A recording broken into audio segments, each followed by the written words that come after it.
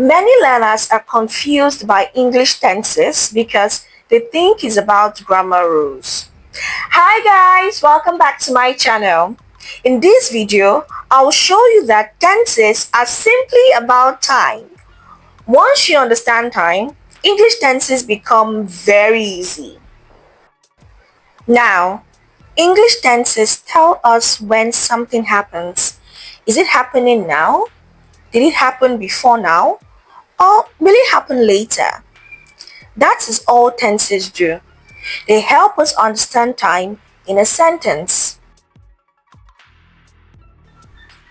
So, before learning grammar names, always think about time. Yesterday means past, today means present, tomorrow means future. If you can understand this, you already understand English tenses. See, English has many tense names, but they all belong to just three groups: past, present, and future. Every sentence you speak will fall into one of these three. Let's talk about simple present tense. Now, simple present tense is used for habits, routines, and facts. These are things that happen again and again and not just once. For example, I wake up at 6 a.m. That's a routine. I do it over and again. What about present continuous tense? You use present continuous for actions that are happening right now or at the time of speaking or writing. So if the action is still in progress, we use present continuous. So we use am, is, or are plus verb plus ing. For example, I am studying now. They are watching TV.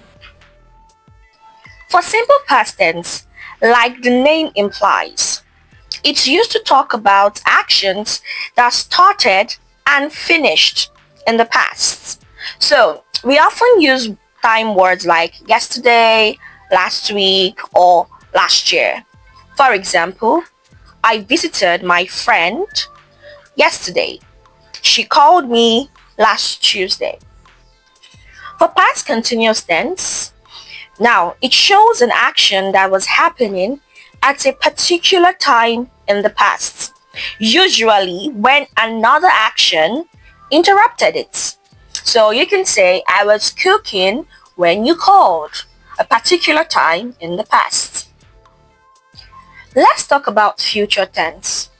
So, future tense is used for actions that have not happened yet.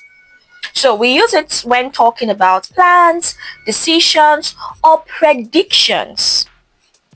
So, will or going to. When should you use them? I'll tell you. Now, you use will for decisions made at the moment of speaking. I'll help you.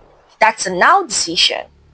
But you use going to for plans you've already decided on before speaking. I'm going to help you, meaning you have planned already to help. Got it? Before speaking, pause and think about time. Once you know the time, the correct tense becomes easier to choose. Here are some common mistakes a lot of English learners make. For example, I didn't went to school. No. You say I didn't go to school. When you use did, the verb must stay in its base form. Do not use two past forms in the same sentence. So, went becomes go. So you say I didn't go to school. Gotten? Here is one way to help you practice tenses in English language. Every day, say 3 sentences. One about yesterday, one about today, and one about tomorrow. This is the easiest way to master tenses. Okay? Now, English tenses are not difficult. Once you think in time, You speak more confidently and correctly. If this lesson helped you, please like and subscribe. Comment below and tell me which tense you want me to explain next. Also, please don't forget to turn on your notification so that when I post a video, you can see it. Okay, bye. Thanks for watching.